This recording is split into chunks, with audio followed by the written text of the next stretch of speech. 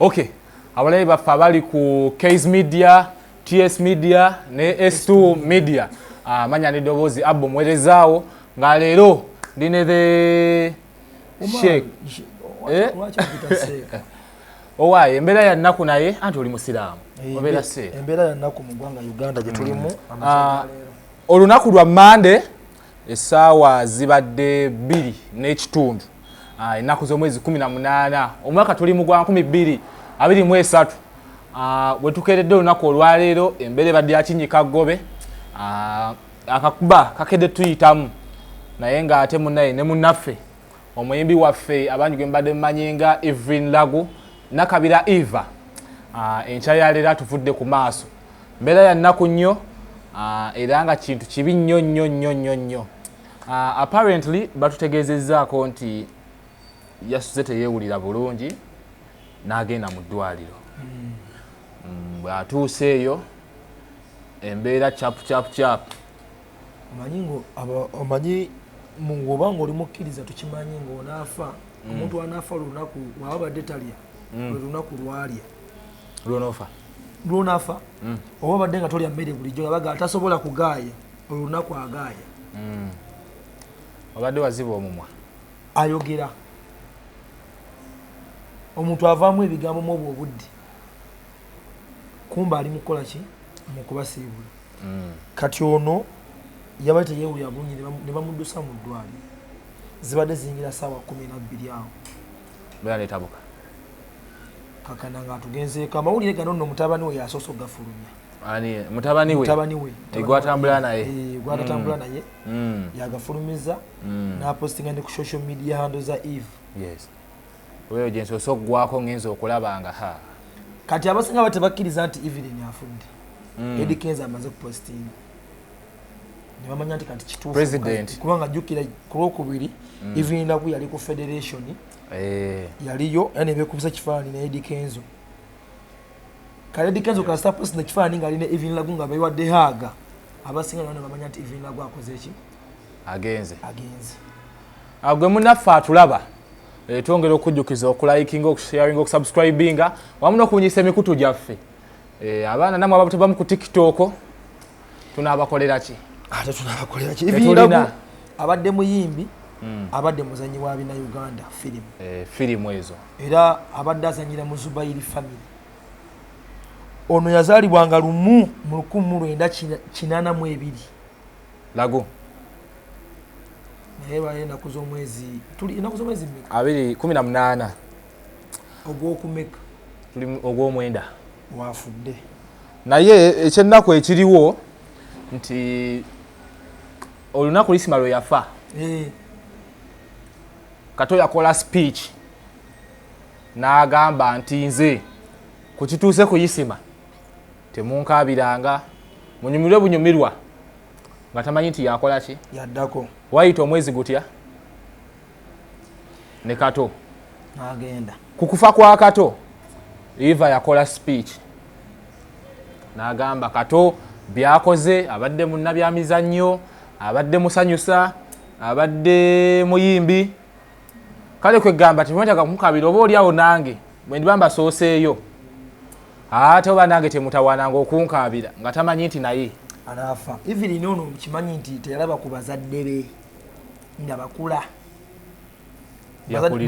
bazadde be bafa akyali mwana muto olina info tubuulire bazadde be bafa nga n'atwalibwa ewa anti we ate abantu b'Emityana eyo abamanyi Eve abamu bamukuzaako Eva muzaala w'Emityana anti kasita bazadde be baafa n'atwalibwa Emityana ewa anti we gye yatandikira obulamu bwe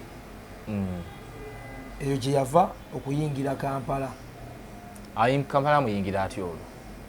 awo lwe Kampala sinabitegeera bulungi kubanga nange info siina y'amaanyi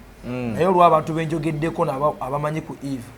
nti teyalaba ku taata we teyalaba ku maama we bazadde be baafa akyali mwana muto. Eva bazadde be baafa ne bamutabuza n'amutwala ewa anti we Emityana era eyo gye yakulira gye yasomera kiyaka ne primary ye. Katukyano nga tumanyi obulamu bwa Eva ayingira atya Kampala era atuukira naye ate Eva asooka mu mizannyo nga tanatandika mu music era amanyi Eva bagamba kyali kiwala kinyirivu nnyo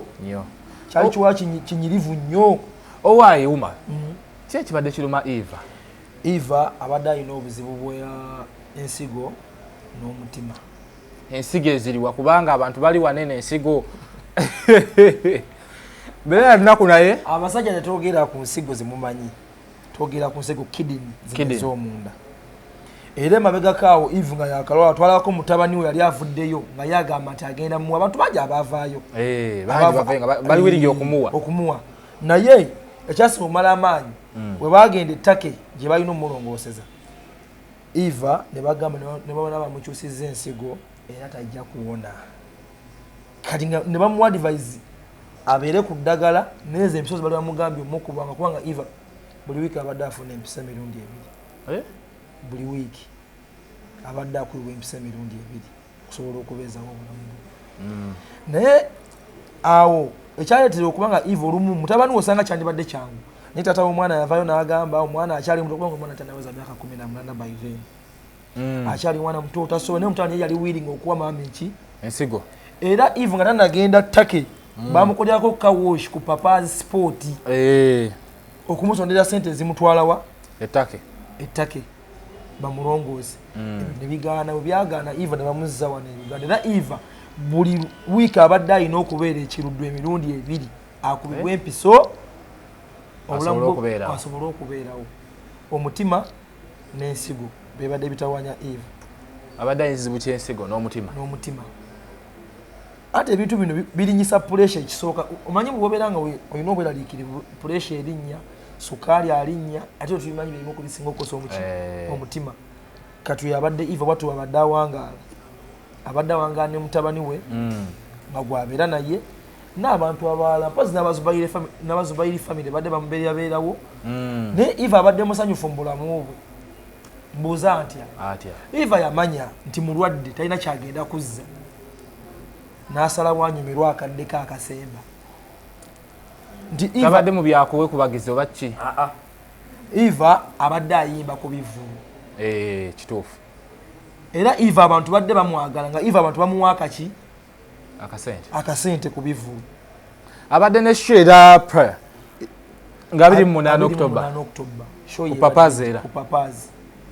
kati Eva kati simanyi mukulu Vegas kubanga yali bitwala abantu mawulire nga gati yabawa Eva Vegas yabadde bawa Eva oni promoter Vegas kati oba ali ku kimu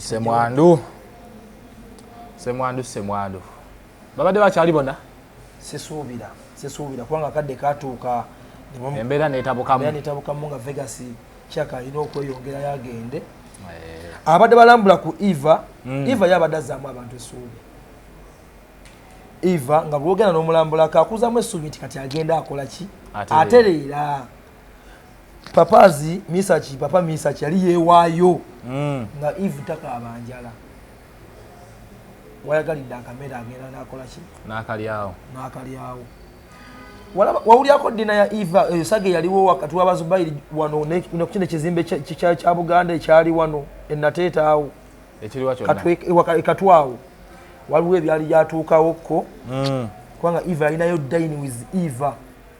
naye ne birinyibwamu eggere embeera yali mpanvu nnyo naye ebyo twebaza Katonda byali bigenze biggwa naye Eva abadde alina ekivulu kya Charity era nga abatanise okuwola abawagizi mujje mubeerewo nga n'abayimbi abagenda mubeereramu bayitirivu wakati federation waba ekifaananyi kinga ekyo ekyedikenzo omanya nti yo federation ebadde yakumubeererawo bajje bamuyambeko ekivulu kyeke nga kitambula ekirungi nti Eva abantu mwamusondera tumamuwa sente yali yazimbayo akayumba baliwo omusajja ono w'okugunda w'okupaka lastian nanyini paka lasti omugaggo yambi tukwebaza yawa Eva emiti gy'amasannyalaze n'amusonde omusajja yagatta nnyo ku Eva bambi era ne papa n'abalala bangi kati ne mutabani we wano otogera tutategera lumba ye bugenda kubeera lumbe lwa Eva luyinza obeera mu maka ge lwakubeera mu maka ge gwe bagambye gye yazimba bwendowooza wetusuubira kuba omwana yalina otuwa information naye ate naye andabikiranga gwe bakyategeera obutegeerezi naye nga fenafena mu industry fenafena bannamawulire tunyoleddwa kuba kati abantu abalina talenti azannya emizannyo muyimbi Eva abatalina tabu n'abantu atalina buzibu n'abantu nga ye mukwano gwa buli omu Eva yenna amwagala talina buzibu atobye n'obulamu bambi Eva abanye n'ekirwadde kyesiga abantu abasinga kyatamanyi kansa aluma abadde ne kansa ensi teyali kansa wansigo simanyi ze endwadde nzitya n'okuzitya kubanga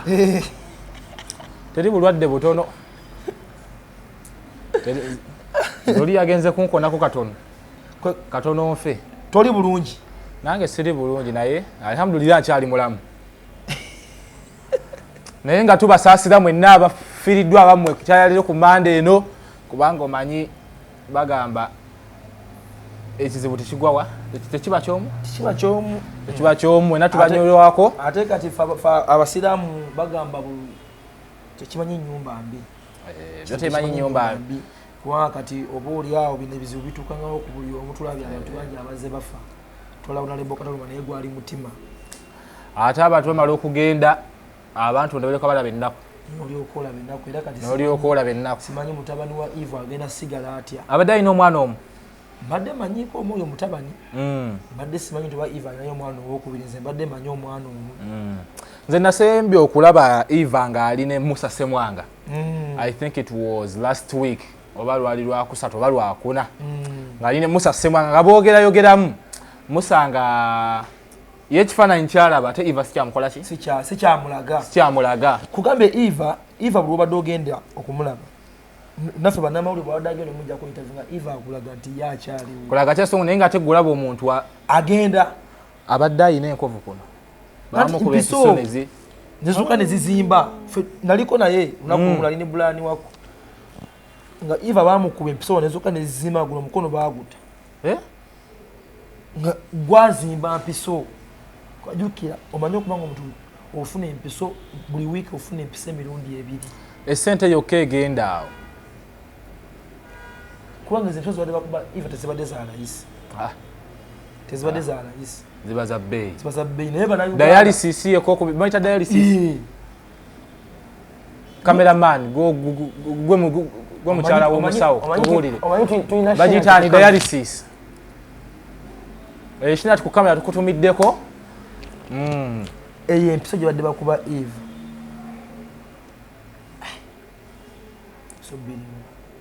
sente ezigenda awo sebadde ya bbeeyi ate abantu ne bagenda bamusalako omugambo ne bannayuganda mwebale abasondedde Eva bamubeereddewo Eva lwadde agenda kubivula okuyimba bamubeereddewo ojjukira ne ku lume lw'omugenzi kaloluma bannayuganda basondera bamusonde bwe kiri era Eva wabadde kubivula badde agamba abantu mulaba wengeze n'ebbiina lyazzeeko naye nga bamulaba bagamba Eva otulimba naye nga ye ate muli mutima alina essuubi nti Eva abadde alina essuubi nti asoose okuwangala emyaka emirala emeka nze kimanyi nolwadde Eva abadde amaze nabo Eva emyaka 4 kwesatu abadde aludde nabwo abadde buzibu musumbu waabwe atereera bwajjira paka Katonda bwamujjuludde embeera ya nnaku embeera yakinyika gobe naye abalabi baffe tugenda abatwongera okubawa updates ku mbeera bw'eneeba etambula olumbe luliwa okuziika kwa ddi nammwe abaagala okumutuusiza amabugo n'abamataaba gye tunatugenda mu maaso eyo tujja kuba tubategeeza mbe nga mutuukayo tube nga tukungubagira ku munnabitone Eva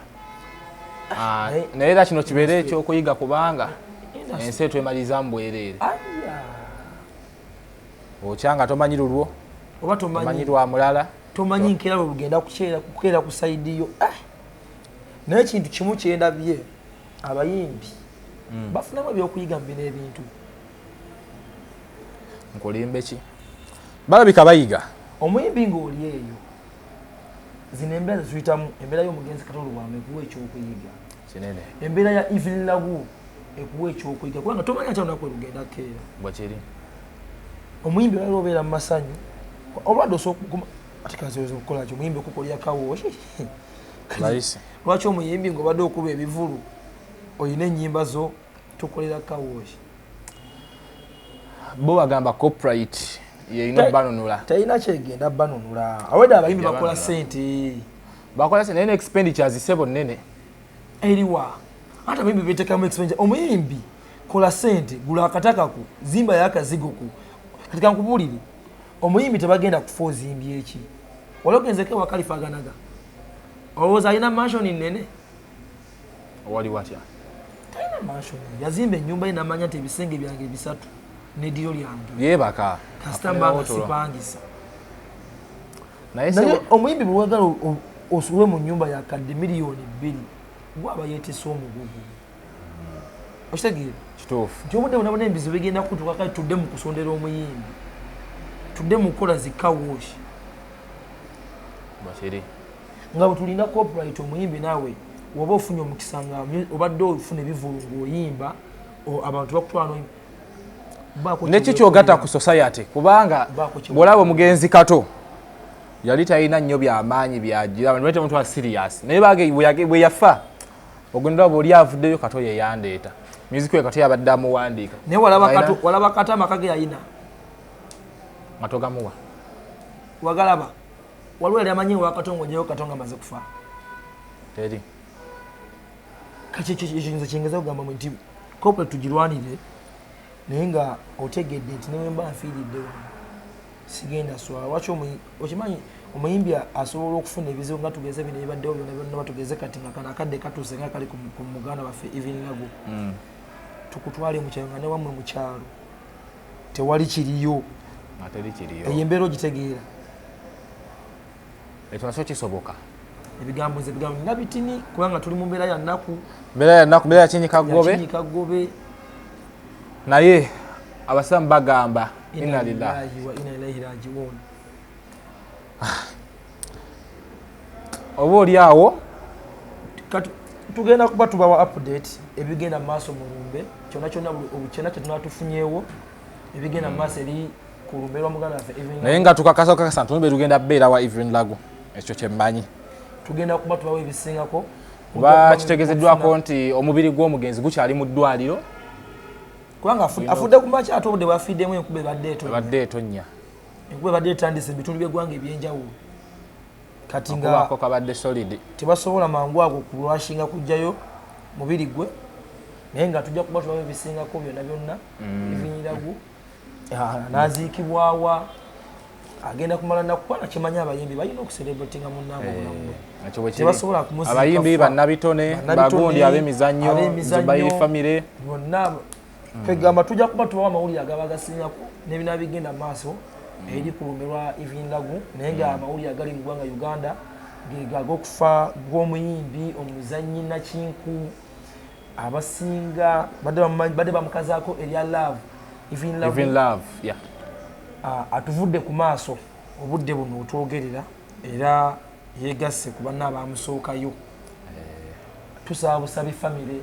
ab'eŋŋanda abayimbi bannabitone mugume nammwe abamwagala Evelyn Lagu fenna badde baga Evelyn Lagu katonda abagumye namugana nge Brian wako badde bamikwano ne Evelyn Lagu oyo naye Brian katonda akugumye kubanga abadde antwala buli luvannyuma lwa wiiki emu tukyalire ku Eve katonda abagumye mwena mwena abaga Evelyn Lagu ffe tubakusiga tubawa update kinaba kitambula mu lumbe bonna mwena baganda baffe abali ebweru mwena mwena buli omu gy'osinzidde okubanga otulaba oba gy'osinzidde okubanga otulaba obudde buno byebyo ebiriwo mukadde kano tetulina history mungi tetulina byafaayo bingi naye kitunatufunyewo kyonna kyonna tujja kuba tukibaweereza okumanya n'ebyafaayo by'omugenzi webinaba byogeddwa ndoza tugenda sukkakaawo olwaleero atakukumira mpeera abatukuumire musibe bulungi mweraba